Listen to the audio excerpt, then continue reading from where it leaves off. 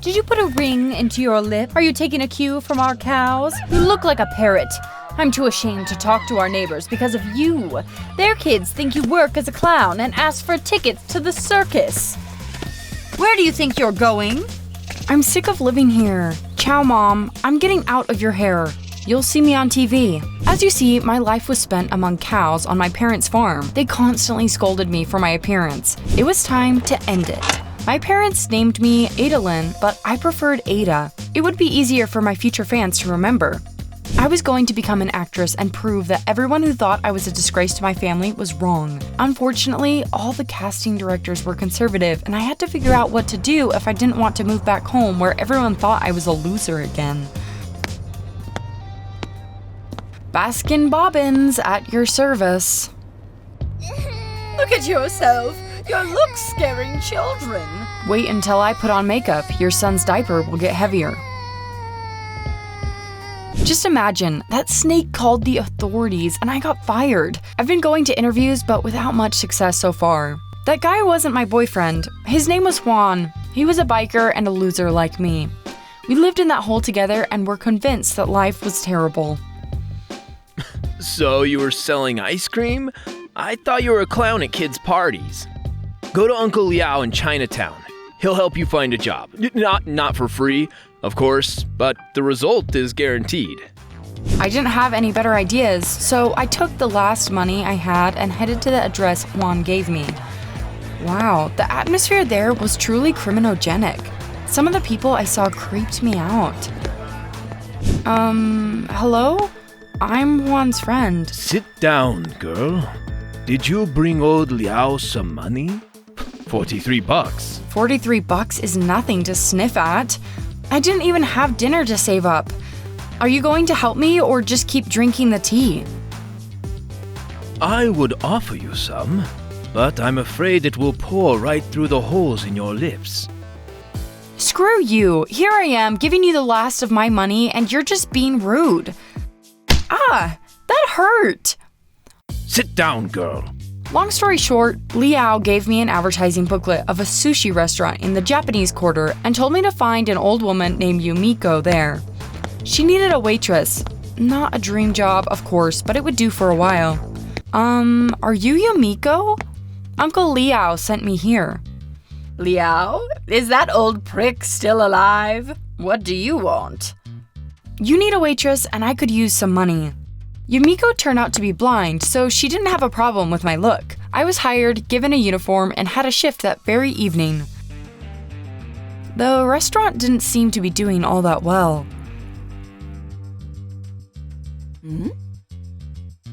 Whoa, those guys could get drunk on sake and trash the place. Konnichiwa, Yumiko. Ah, Satori-san and his boys. Hey, Ada, you clumsy monkey, come here. There was nothing I could do but obey. Welcome to the Tokyo Shrimp Restaurant. What can I get you? They ordered half the menu. I got tired of rushing from the kitchen to their table and back. They weren't really causing any trouble and even complimented me. The man Yumiko had called Satori-san stayed silent and stared at me. After a while, he came into the kitchen. You can't be here. It's supposed to be sterile. I want to offer you a job that pays well. Dude, I want to have no part in any shady business. My daughter needs a babysitter. All the previous ones quit because of, Azumi's bad temper. She is a special child and loves people that look like you. I thought you might be interested. Seriously? Babysitting is definitely not for me. Try your luck somewhere else, man.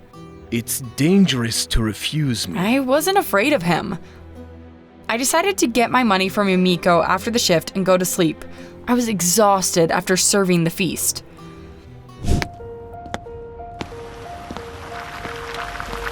Damn, it seemed I'd lost the keys. I hoped Juan was at home. What the? Were Satori's guys tying me up, or had I been kidnapped by a serial killer? Or was Satori the serial killer? I knew it. Let me go, you damn psycho! I told you I'm not going to babysit your daughter! I offered you money, but you chose the hard way. Now your wishes no longer matter. Could things get any worse? Azumi is special. Get up. I'll introduce you to my daughter. No funny business. Wow, now I knew what Satori meant. Sweetie, this is your new babysitter, Ada. Go away! I don't need a babysitter! Azumi, just take a look at her. Hello? Do you belong to me now? I was in big trouble. Azumi turned out to be a very weird girl. She hardly ever spoke and mostly just did something on her computer. I was supposed to look after, feed, and entertain her, but I didn't know how to befriend her. Azumi, my mom used to say... Well, that didn't work. Tell me a story. I didn't know any fairy tales and I couldn't come up with one either. I order you to tell me a fairy tale, or should I complain to my dad? That little snake. She knew how to get what she wanted. Okay, listen. Once upon a time, there was a hare. Nobody liked him because the hare was a bore. What does a bore mean? As the days passed, I gradually began to get used to being a babysitter. I even managed to pull Azumi away from the computer and get her to spend some time in the garden. I wish I could walk and play with other kids. Hey guys, we want to join you. What are you doing, you half-wit? Who let you treat my daughter like that? Oops, it seemed I was in trouble. It had been a bad idea after all. It's not Ada's fault. I asked her to do it. What? Was she protecting me? How surprising and pleasant. You did? Don't be a bore, Dad. Where did you hear such a word? On the internet.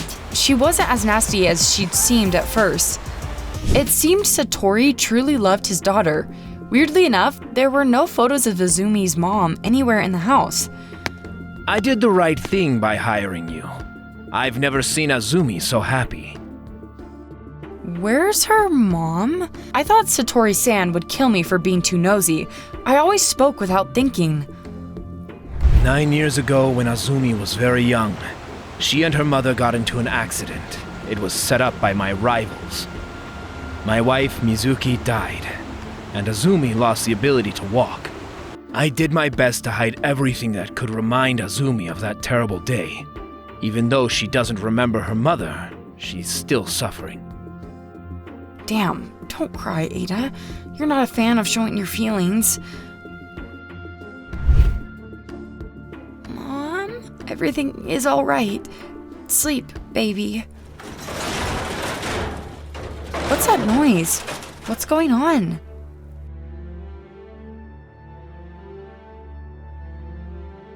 Those clearly weren't Satori's people. What's going on?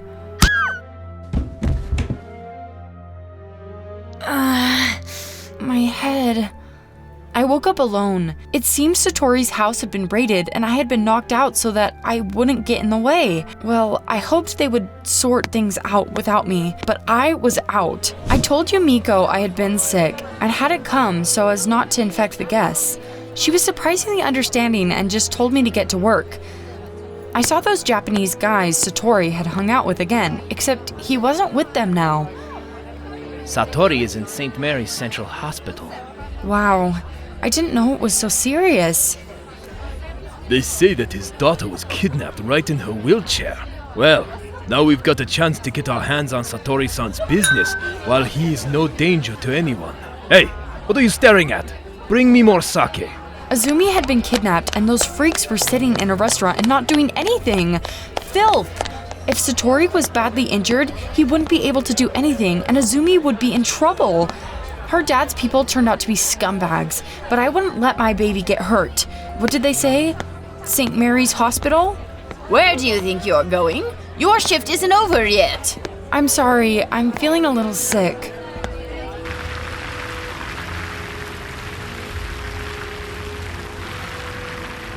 Ada, what are you doing here? Next time, run better checks on your people. I'm not here because I want revenge. I want to get Azumi back. Any idea who might have taken her? Those were Big John's people. He's my competitor. The strangest thing is that nobody's even demanding ransom, although I would give anything to get my daughter back. Where can I find Big John? He often hangs out at the Lilith Club. Hey, Juan, do you know anything about the Lilith Club? I can't find anything about it on the internet except the address. Lilith? Oh yeah, guys like you and thugs hang out there. I wouldn't recommend going there, even our biker bros don't risk it. Guys like me, huh? What a place. Luckily, I fit right in, so they let me in. How was I supposed to find Big John among all those people? Hello, kitty. Let's spend some time together. Mind you, Big John doesn't take no for an answer. I love big men, honey. Okay. It seemed Johnny had found me himself. He sure looked scary, but I had to save Azumi. The gorilla brought me to his place, and I saw a wheelchair in the hallway, so she was definitely there. It was time to act. Come here, baby. I'll show you how Big John really is. The sleeping pills I'd used to drug Johnny at the club worked, and he passed out. Sorry, honey. I had things to do.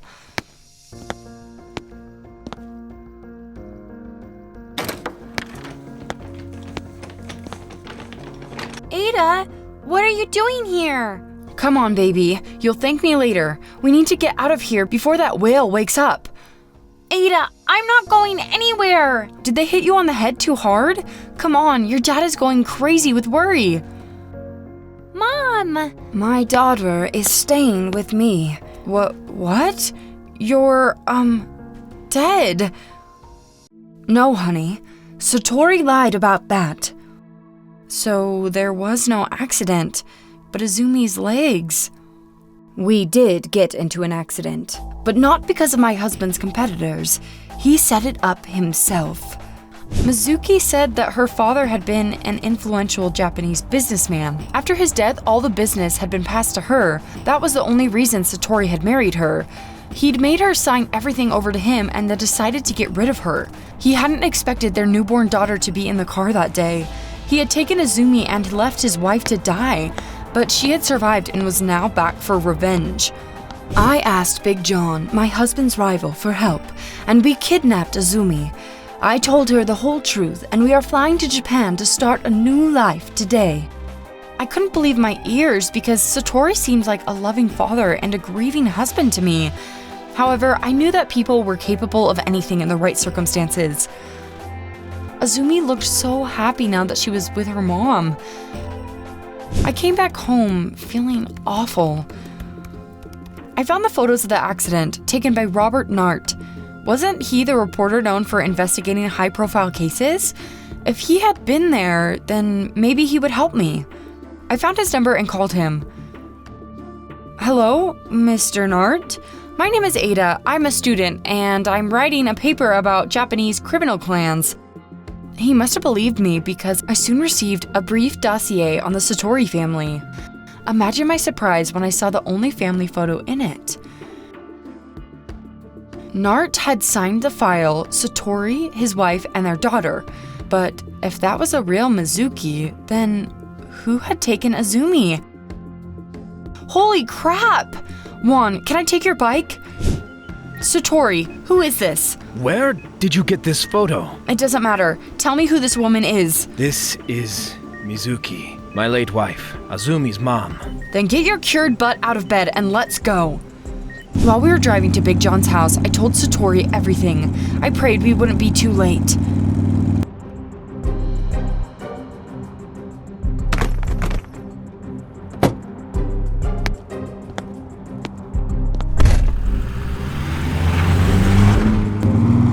It's Ren, Mizuki's sister.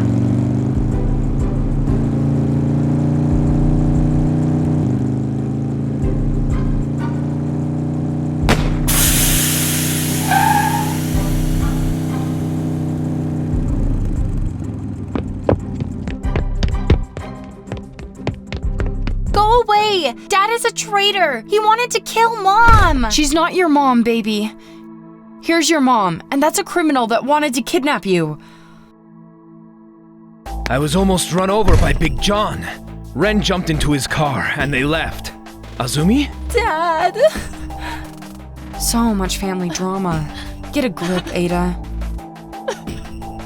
It turned out there was not an ounce of truth in Ren's words. Mizuki's father was alive. He blamed Satori for his daughter's death and could not accept that he was raising his granddaughter. He had decided to kidnap Azumi and told her second daughter, Ren, to do it. Ren had made a deal with Big John, who had long held a grudge against Satori, and came up with the story she had told us, taking advantage of the fact that Azumi did not remember her real mother.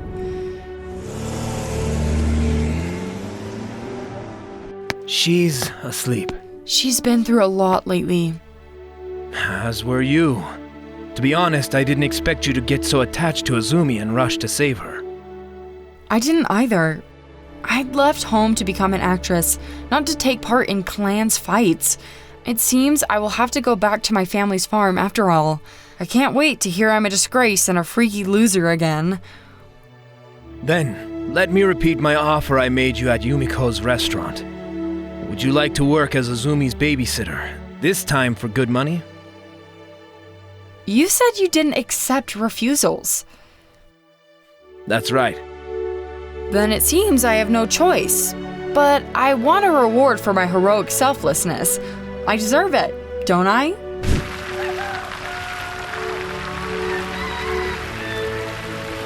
Bernie, someone from the city's here. Bernie, where are you, you drunk pig? You should have seen Mom's face when Satori got out of the fancy car in a $5,000 suit and opened the door for me. Hi, Mom. Your loser daughter has come for a visit.